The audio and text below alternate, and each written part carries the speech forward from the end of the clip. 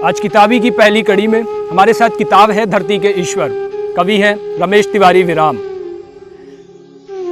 कविता पढ़ूं उससे पहले कुछ अपनी बात कहना चाहूँगा।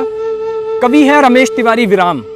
अक्सर हम सोचते हैं विराम शब्द, विराम का अर्थ होता है रुक जाना, लेकिन हम एक कल्पना उत्पन्न होती है, हमारे दिमाग में एक प्रश्न उठता है कि ये विराम शब्द क्या है। विराम का अर्थ तो होता है रुक जाना, और जब कभी अपने आगे ऐसी शब्द लगाएगा तो इसका अर्थ क्या हुआ। अपने एक इंटरव्यू में विराम जी के साथ हमारी बात हुई थी। मुझे नहीं पता था, उनको शायद भी नहीं पता होगा कि वो इंटरव्यू उनकी ज़िंदगी का आखिरी इंटरव्यू होगा। उसके कुछ ही हफ्तों बाद विराम जी की डेथ हो गई और वो स्वर्गलोक को सिधार गए। उस इंटरव्यू में मैंने उनसे पूछा था ये बात कि विराम का अर्थ तो होता है रुक जाना, और आपने इतने बड़े कवि और इतने उच्च स्तर के हिंदी के ज्ञाता, उन्होंने ऐसे शब्द को लगाया, सोचने वाली बात थी। उन्होंने मुझसे कहा था कि आप विराम को सिर्फ एक ही अर्थ से देखते हैं, विराम का अगर दूसरा अर्थ भी निकाला जाए तो निकल करके आएगा विशेष ढंग के राम। ऐसी कवि की कल्पना थी, कवि ने अपने नाम के आगे उस शब्द का उपयोग किया।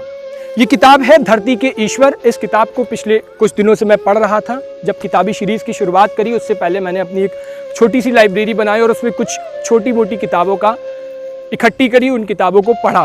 किताब थी, शुरुआत सोची इसी से की जाए, तो आपके सामने निकाल के लाया। पहले परिचय देना चाहूँगा कि ये धरती के ईश्वर है क्या। धरती के ईश्वर, कवि ने इसमें 4 लोगों को ईश्वर बताया है। इस धरती के ईश्वर कौन कौन है। धर्म इस धरती पे ईश्वर के समान है। राजनीति इस धरती पर ईश्वर के समान है। विज्ञान वो भी इस धरती का ईश्वर बताया है।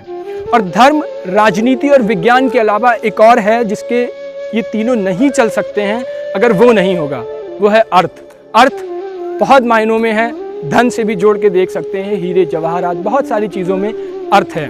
ये चारों लोग इस किताब में अपनी अपनी विशेषता का गुणगान करते हैं, बखान करते हैं, और अगर कहूँ तो बहुत ही ऊंचे स्तर पे अपनी चीज़ों को बताते हैं। जब ये चारों अपनी बातों को ख़त्म करते हैं तो कवि ने कुछ बच्चों के समूह को लाया है और बच्चे उनसे प्रश्न करके पूछते हैं।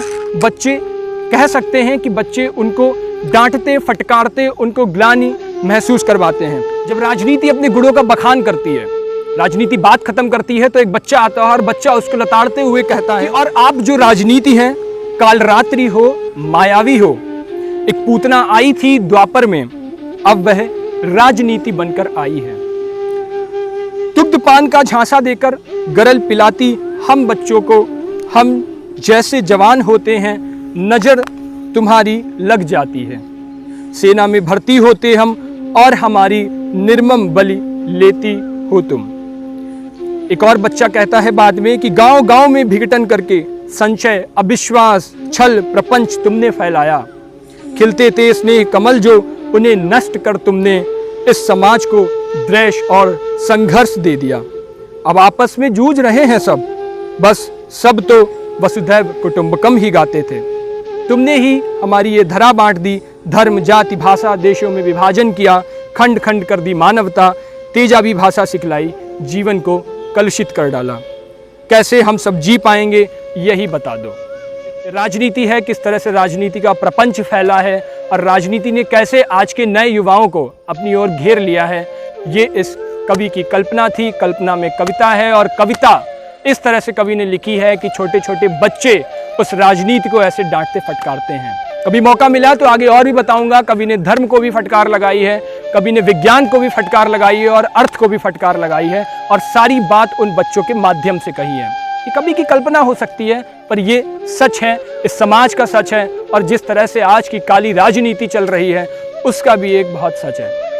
हाँ, कैसा लगा आप कुछ विशेष टिप्पणी भी कर सकते हैं। कैसी कविता थी, और कौन सी किताबें आनी चाहिए, किन किताबों की कविताएं आनी चाहिए, और कौन से कवि आने चाहिए, वो भी आप हमें बता सकते हैं। मिलेंगे अगले फिर एक नई वीडियो के साथ, तब तक के लिए शुक्रिया। जीवन एक विराट समर है, प्रतिक्षण यहाँ जूझना होगा। जीवन वह अनबूझ पहेली, प्रतिदिन